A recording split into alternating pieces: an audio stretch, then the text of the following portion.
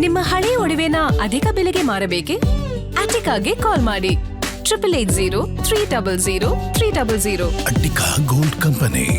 ಸನ್ನಿವೇಶದಲ್ಲಿ ನಾವು ನಾಗೇಂದ್ರ ಅವರ ದಲಿತರ ಹಣವನ್ನು ನುಂಗಿರೋ ಬಗ್ಗೆ, ದಲಿತರ ಹಣವನ್ನು ಖಜಾನೆಯಿಂದ ಅಕ್ರಮವಾಗಿ ವರ್ಗಾವಣೆ ಮಾಡಿರೋದ್ರ ಬಗ್ಗೆ, ಸುಮಾರು ಲಕ್ಷಾಂತರ ದಲಿತರಿಗೆ ಆ ವಾಲ್ಮೀಕಿ ಜನಾಂಗಕ್ಕೆ ಹಣ ಸೇರಬೇಕಾಯಿತು, ಹಣನೆಲ್ಲ ಲೂಟಿ ಹೊಡೆದಿರೋದ್ರ ಬಗ್ಗೆ ವಾಪಸ್ ಬರೋವರೆಗೂ ನಾವು ನಾಗೇಂದ್ರನ ರಾಜೀನಾಮೆಗೆ ಆಗ್ರಹಿಸಿ ಇವತ್ತೂ ಕೂಡ ನಾವು ಧರಣಿಯನ್ನು ಮುಂದುವರಿಸ್ತಾ ಇದ್ದೀವಿ. ಇವತ್ತು ಧರಣಿಯನ್ನು ನಮ್ಮ ಉದ್ದೇಶ ಈ 189 ಕೋಟಿ ಹಣ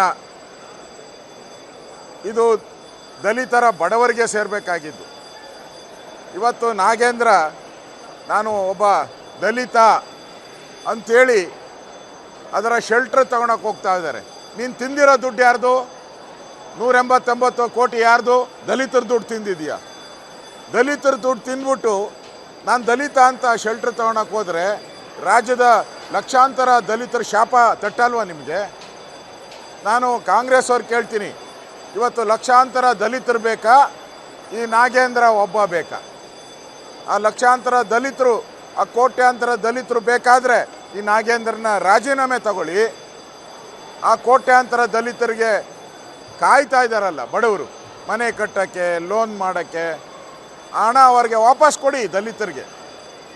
ಅಲ್ಲಿವರೆಗೂ ನಾವು ಈ ದಲಿತರ ಹಣ ನುಂಗಿರೋ ಅಂಥ ಕಾಂಗ್ರೆಸ್ಸಿನ ಈ ಸರ್ಕಾರಕ್ಕೆ ಅವರ ರಾಜೀನಾಮೆ ವಾಪಸ್ ತಗೊಳ್ಳೋವರೆಗೂ ನಾವು ಬಿಡಲ್ಲ.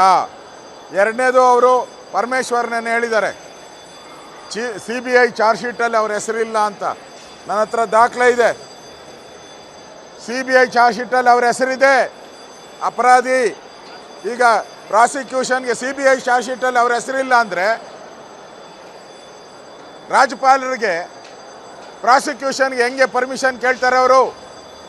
ಪ್ರಶ್ನೆ ಮಿಸ್ಟರ್ ಪರಮೇಶ್ವರ್, ನಾನು ಪ್ರಶ್ನೆ ಕೇಳ್ತಾ ಇದ್ದೀನಿ. ಮಿಸ್ಟರ್ ಪರಮೇಶ್ವರ್, ಅವ್ರ ಹೆಸರು CBIನಲ್ಲಿ EDನಲ್ಲಿ ಇಲ್ಲ ಅಂದರೆ ಪರ್ಮಿಷನ್ಗೆ ರಾಜ್ಯಪಾಲರನ್ನು ಯಾಕೆ ಕೇಳ್ತಾರೆ? ಹೆಸರಿಲ್ದವ್ರು ಕೇಳೋಕ್ಕೆ ಯಾವ ಅಧಿಕಾರ ಇದೆಯಾ? ಅಷ್ಟಾದರೂ ಕಾಮನ್ ಸೆನ್ಸ್ ಬೇಡವಾ ಕಾಂಗ್ರೆಸ್ ಅವ್ರು? ನಿಮಗೆ ಎಲ್ಲ ಮುಚ್ಚಾಕ್ತಾ ಇದ್ದೀರಾ. ಒಬ್ಬ ನಾಗೇಂದ್ರನಿಗೋಸ್ಕರ ಕೋಟ್ಯಾಂತರ ದಲಿತರನ್ನು ಎದುರಾಕಂತ ಇದ್ದೀರಾ ನೀವು. ಎಚ್ಚರಿಕೆಯನ್ನು ಕೊಡ್ತಾ ಇದ್ದೀನಿ.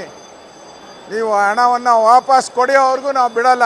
ನಮ್ಗೆ ಚರ್ಚೆ ಮಾಡಬೇಕು, ಬರದ ಬಗ್ಗೆ ಚರ್ಚೆ ಮಾಡಬೇಕು, KPC ಹಗರಣದ ಬಗ್ಗೆ ಚರ್ಚೆ ಮಾಡಬೇಕು, 5 ತಿಂಗಳಿಂದ ಪೆನ್ಷನ್ ಕೊಟ್ಟಿಲ್ಲ ಬಡವರಿಗೆ ಚರ್ಚೆ ಮಾಡಬೇಕು, ಸರ್ಕಾರ ಪಾಪರಾಗಿ ದಿವಾಳಿ ಆಗಿದೆ ಚರ್ಚೆ ಮಾಡಬೇಕು. ಆದರೆ ಒಬ್ಬ ನಾಗೇಂದ್ರನಿಗೋಸ್ಕರ 224 ಶಾಸಕರ ಹಕ್ಕನ್ನು ಕಸಿತಾ ಇದ್ದೀರಾ ನೀವು. ಒಬ್ಬ ನಾಗೇಂದ್ರನಿಗೋಸ್ಕರ 224 ಶಾಸಕರ ಹಕ್ಕನ್ನು ಕಸಿತಾ ಇದ್ದೀರಾ. ನಾಚಿಕೆ ಆಗಲ್ವಾ ನಿಮಗೆ?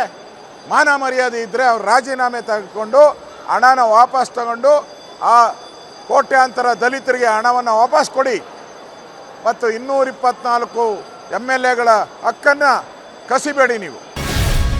ಗ್ಯಾರಂಟಿ ನ್ಯೂಸ್, ಸುದ್ದಿ ಖಚಿತ, ನ್ಯಾಯ ನಿಶ್ಚಿತ.